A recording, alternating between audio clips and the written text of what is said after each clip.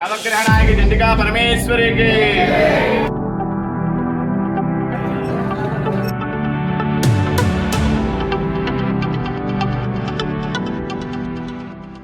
భగవంతుడు నేనొక్కడినే కదా అని చెప్పి ఏడుస్తున్నావు ఒక్కడవు కాదురా!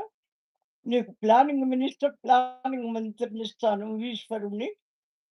స్పిరిచువల్ మెటీరియల్‌ది బ్రహ్మ ఫౌండేషన్ వేస్తాడు. సృష్టికి మూలం. స్పేర్‌లో పెట్టి చేసినప్పుడు గానిగలో మట్టి వేసి చక్రాలు కప్పి గోరా కుమ్మరి ఏ విధంగా పిడతలు, మరి పింగాణి జాడీలు, ఊరగాయలు పెట్టుకోవటానికి, పచ్చళ్ళు పెట్టుకోవటానికి రకరకాలైనటువంటి వస్తువులు పెట్టి తయారు చేశారు. అట్లా నీకు తయారు అయ్యేటువంటి సృష్టికి నేను ఆధారపడతాను.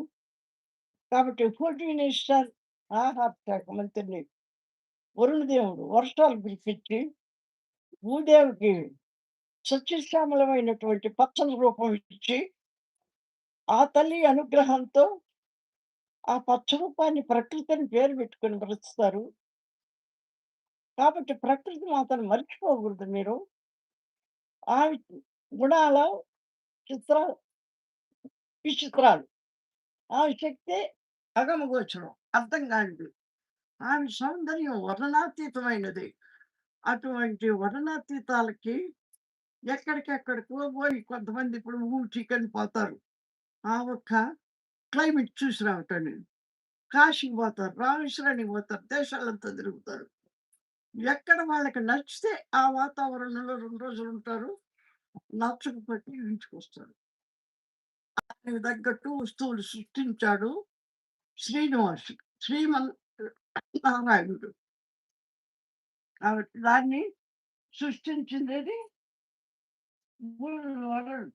కాబట్టి ఇది వరుడు ఈజ్ ఆర్మీ, వరుడు ఈజ్ వరుణ్. అనేక భూములు, అనేక గుట్టలు, మెట్లు ఉండవచ్చు. కానీ భూదేవి ఒక్కటే. మరి వెల్త్ మినిస్టర్, ఆరోగ్య శాఖ మంత్రి వాయుదేవుడు. వాయుదేవుడు శ్వాసోచ్ఛ్వాసాలు లేకపోతే ముక్కులకుండా శ్వాస రాకపోతే గుండె ఆగదు. ఒకాలు ఎక్కువయ్యాడనుకో, ఎక్కువైన గుండెట్టు ఇప్పుడు కొంతమంది ఇళ్ళల్లో అనుకుని రావట్లే. ఇంట్లో 10 ఫ్యాన్లు పెట్టుకున్నా చావట్లే.